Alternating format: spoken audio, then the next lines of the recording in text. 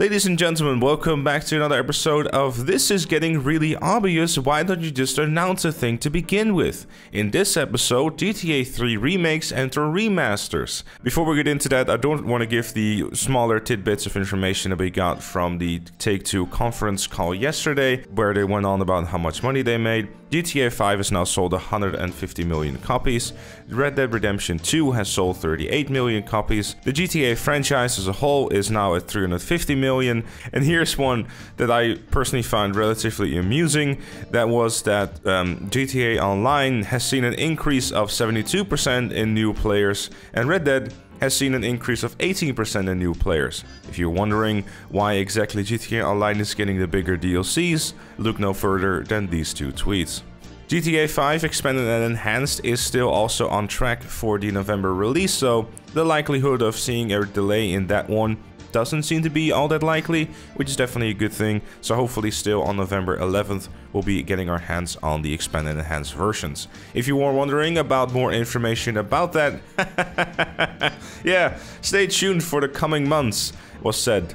Which is getting relatively annoying now, considering the fact we're a little over 3 months away from the release and we know very little about the game. Aside from the fact, of course, that it will have GTA Online for another 8 years or something. So that was the quick news of look how much money we made at Take-Two Interactive. Thank you, Rockstar. All that aside though, there's something that I want to point out that I found particularly interesting within the information that came out yesterday, because they have the pipeline details, and that's just the pipeline and not something else. Anyways, joking aside for a second here, they have this last column where they go about new iterations of previously released titles. Now, they have GTA 5 Expanded and Enhanced for PS5 and Xbox Series X, as well as GTA Online standalone, and then also the Kerbal Space Program. Never heard of it before, had to Google it, but apparently it existed in 2011. And last but not least is 3 games that are unannounced. It's like... It's like they're making it obvious. For clarification's sake, Take-Two defines their new iterations of previously released titles as the following: ports and remastered titles. Sequels do not fall into this category. Now, I hate to be the guy that puts on the tinfoil head and starts looking for every nook and cranny possible, but I mean, if we're going to be honest here, over the past few months, if not year or however long it's been, the rumor mill for these trilogy remasters and remakes have been going on for such a long time that I'm beginning to feel more and more that these are actually real. Rockstar teasing in their summer update DLC announcements that, hey, we also have something cool for GTA 3 fans coming up. Now, obviously, it's been leaked thus far that we're going to be getting these outfits from GTA 3, which, I mean, do you see this prison outfit? Why would you not want to have this? This is like the coolest thing ever if you ever play GTA 3. But it does kind of like start making you think. With the 10th anniversary of GTA 3, they had the mobile version of the game, but with GTA 4, they really didn't do anything for the 10th anniversary in GTA Online. They could have just done an outfit like this, but why are they hyping it up so much? Another very interesting thing is this IGN interview with Laszlo, Reed Tucker, and Frank Chavez. Now, for those unfamiliar, what the relevancy is to this is that GTA 3 had a radio station called Chatterbox. Laszlo was the host of this, and then Reed Tucker and Frank Chavez, who plays Fernando Martinez. Ooh, Fernando Martinez, call now. You know, him.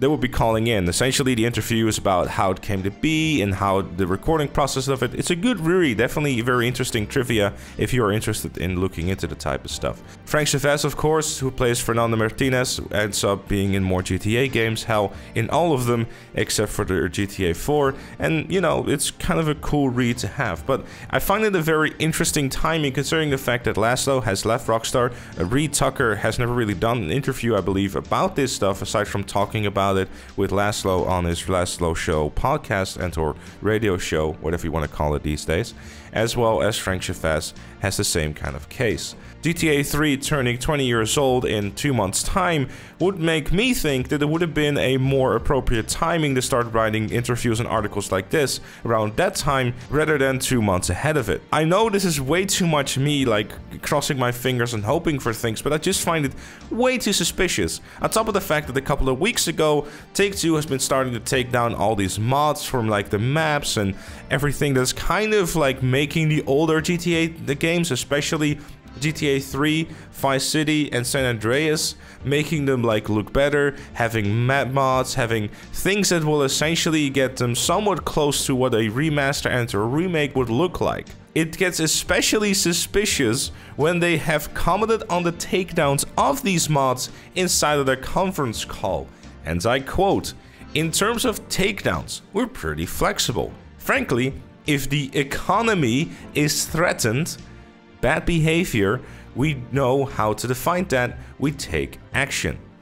Now, especially the part, if the economy is threatened. How exactly are a bunch of mods for a game that is nearly 20 years old going to threaten your economy? These mods are years and years and years old. These are just simply made out of passion. No one is making any money out of these things. So, are you just like telling us by taking these mods down that it's like, oh, by the way, we're doing a remaster and or remake and we don't want these mods to look better than our finished product? I mean, I know I'm sounding like a complete nutjob right now with my tinfoil hat on and telling you, oh boys, here we go, you know, but it's just becoming too obvious to me at this point that they're commenting on it during their conference call, that they're doing all these things which clearly point towards that 20th anniversary of GTA 3. It's a little too obvious. But that's just my opinion. Of course, I'd love to know what you think down in the comment section down below. Obviously, we should all celebrate that GTA Online is going to be here for another 8 years instead of GTA 6 because, you know, that's exciting. But genuinely though, if those remasters and remakes are real, I'm going to be very excited, and I'm sure there will be plenty of you who will too. Anyways, thank you all so very much for watching. Leave a like if you enjoyed, subscribe for more, and if you really like what you see on the channel, consider becoming a member, like Chloe, Robert, Elders Fire, Captain Price, Sharkulu, and Dr. Strangelove. Join them and all the other fellow members by clicking the join button down below. Thank you again for watching, and I'll see you all later.